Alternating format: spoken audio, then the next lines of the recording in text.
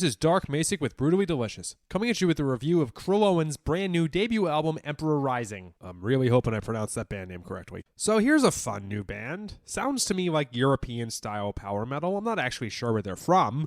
Sweden. Thanks, Metal Archives. As one might expect, we're dealing with some high fantasy lyrics. I don't know whether there is an entire saga here a la Rhapsody, but when you got song titles like Prince of Caledor and Return to Melnibone, I hope I'm pronouncing that right, it hints towards their own kind of mythos. Stylistically, I thought this was a good marriage of, say, Freedom Call and Gloryhammer and Frozen Crown. It was not as optimistic as Freedom Call and not as silly as Gloryhammer, and the male vocalist keeps it from sounding like Frozen Crown. But it's a good sound. Great sounding thunderous drums, really good vocals. I think these were pretty close to Winkler and Gloryhammer. And of course, signature power metal blazing guitar. Getting into some tracks here. Fireborn was a huge highlight. I loved this song. Sons of Lion was another really good standout. Prince of Caledor, another really good one. Great one to kick the album off.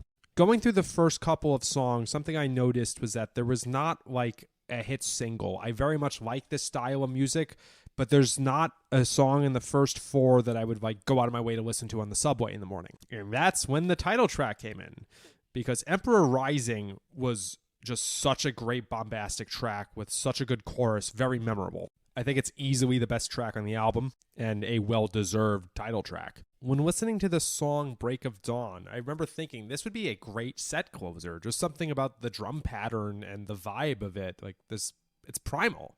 Definitely a good one to end things on in a live setting. The song Into the Storm. I remember thinking to myself, does every power metal band need a song with this title?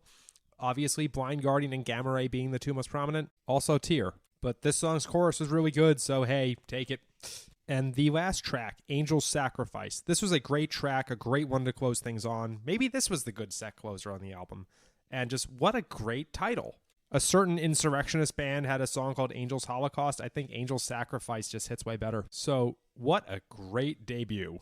Might be the finest Swedish power metal debut since Twilight Force's first album. I should have said this earlier, but at some parts I was reminded of Lost Horizons, but less memey. I intend that in a good way. Dudes, I hope you go far. I will catch you if you ever tour the US. Rock on. Ever wonder what a punch from Elton John feels like? Or how you'd cope with having turned down the chance to be in Nirvana?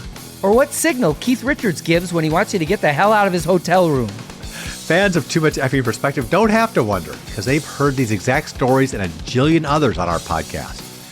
I'm Alex Hoffman, former tour manager for Radiohead. And I'm musician and comedy writer Alan Keller.